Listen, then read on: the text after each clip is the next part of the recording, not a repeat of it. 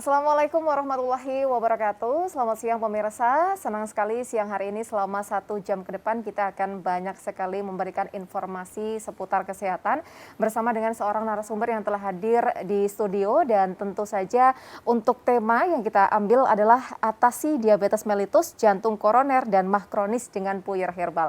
Siapa lagi narasumber yang kita tunggu kalau bukan Tabib Nanang? Assalamualaikum. Waalaikumsalam Mbak Wina. Apa kabar Tabib? Alhamdulillah luar biasa, tetap sehat. Semangat. Luar biasa.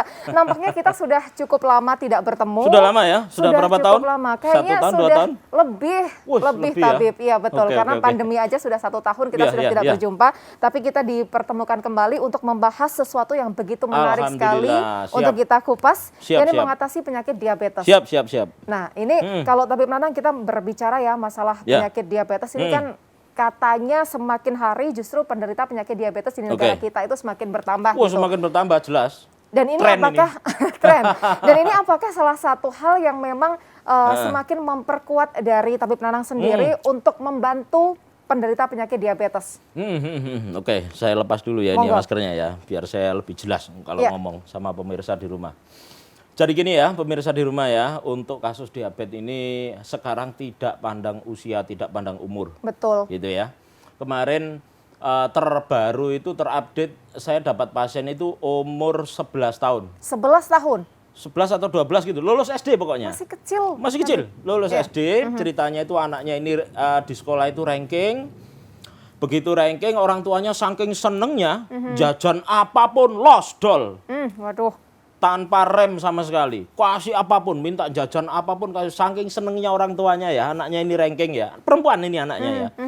Suatu saat dia gemuk, habis itu gemuk, setelah itu makan terus, setelah itu kok tambah kurus, badannya tambah kurus, sedangkan anaknya itu letih, lesu, tidur saja, ngantuk saja.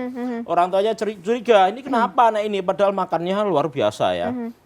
Setelah itu bawa ke dokter, periksa, gulanya 540. 540 untuk anak usia 11-12 tahun itu tadi. Lah saya tanya orang tuanya, apakah ada turunan pabrik gula gitu ya? Pabrik gula. Loh, ternyata enggak ada. Enggak ada. Orang tuanya, bapak ibunya enggak ada, mbah-mbahnya barangkali enggak ada. Yang kena gula enggak ada. Berarti diabetes itu bisa menyerang siapa saja. Sama seperti virus corona ya. Bisa menyerang siapa saja. Betul. Dan diabetes, virus corona itu bukan aib, jadi nggak usah malu ya, gitu ya, kena itu ya, terpapar itu ya, kena diabetes itu nggak usah malu, bukan aib. Jadi si orang tua tadi ini saya tanya, tidak ada riwayat keturunan diabetes sama sekali, ke atas enggak ada. Aman semuanya. Berarti kan gara-gara murni karena pola makan. Betul. Orang yang enggak punya turunan diabetes saja itu bisa kena diabetes. Jadi berpotensi. Berpotensi. Apalagi yang sudah punya turunan di atasnya. Betul. Gitu loh Mbak Win ya. Pemirsa di rumah ya, potensinya jauh lebih besar, 60% lebih tinggi kena diabetes kalau punya keturunan di atasnya. Intinya orang diabetes itu semuanya itu butuh trigger. Trigger itu pemicu. Jadi meskipun punya turunan, kalau pemicunya pola makannya dijaga, pola hidupnya sehat, pola makannya sehat, tidak berlebihan makan gula-gula manis-manis gitu ya, itu insya Allah nggak akan sampai kena, gitu loh. Tapi kalau sudah loss, nggak dijaga, orang yang nggak punya keturunan saja bisa kena, apalagi yang punya keturunan gitu loh ya. Oke? Jadi bisa berpotensi besar mendapat warisan pabrik gula, gitu loh ya. Nah, saya memberikan edukasi kepada masyarakat semuanya ya, bahwa sebenarnya gula itu tidak berbahaya. Gulanya loh ya, gulanya ya. Gula itu tidak berbahaya karena semua orang itu kita butuh gula, gitu loh ya. Semua orang butuh gula karena tidak mungkin orang itu dicek di dalam darahnya ditemukan kadar gulanya 0, itu tidak mungkin, gitu loh ya. Semua orang butuh gula, pasti ada gulanya di dalam darahnya, gitu loh ya.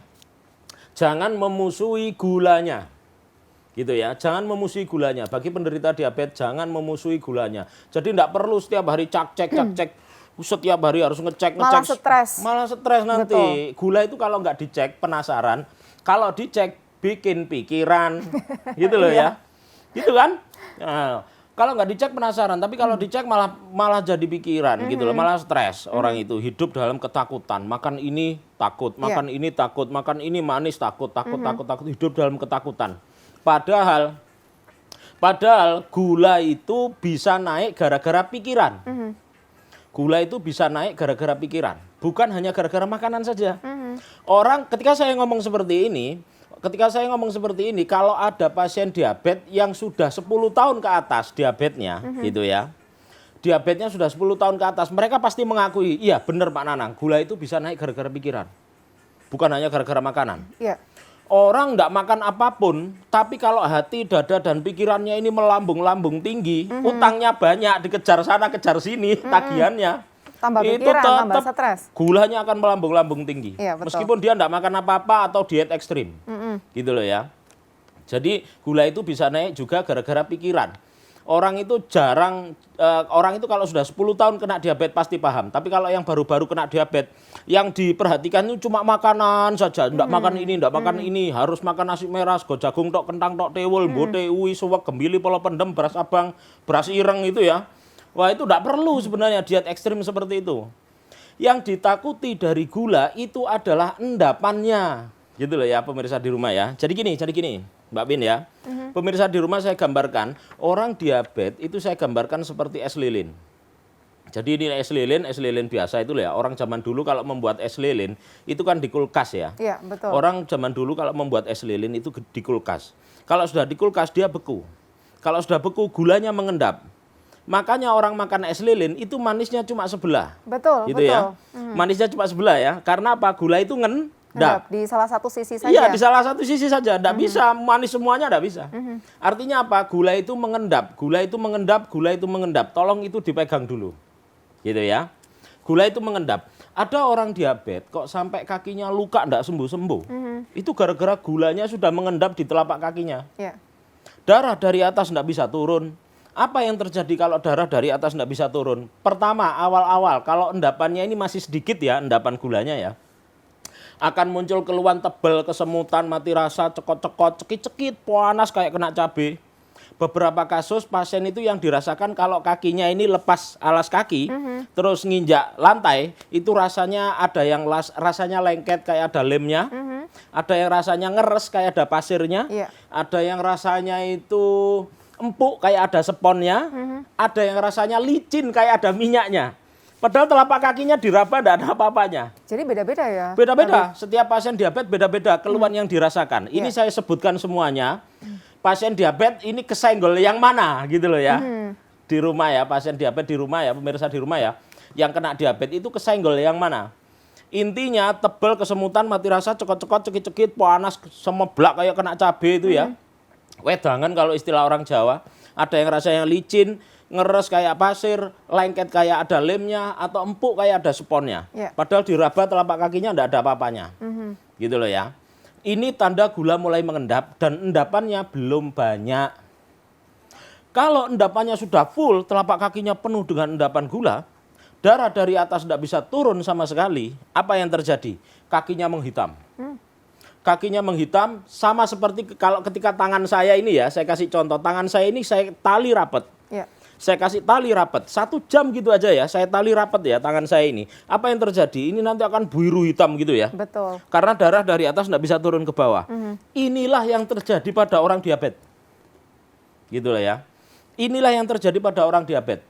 Kalau endapan gula di telapak kakinya ini full, darah dari atas tidak bisa turun sama sekali, kakinya akan menghitam.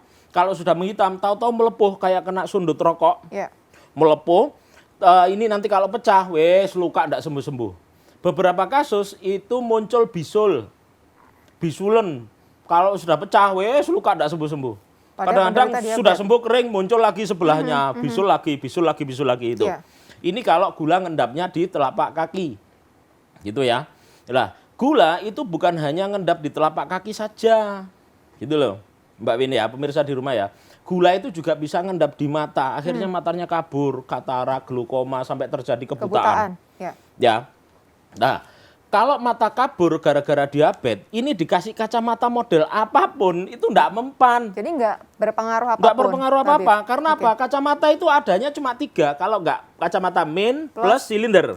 Gitu ya.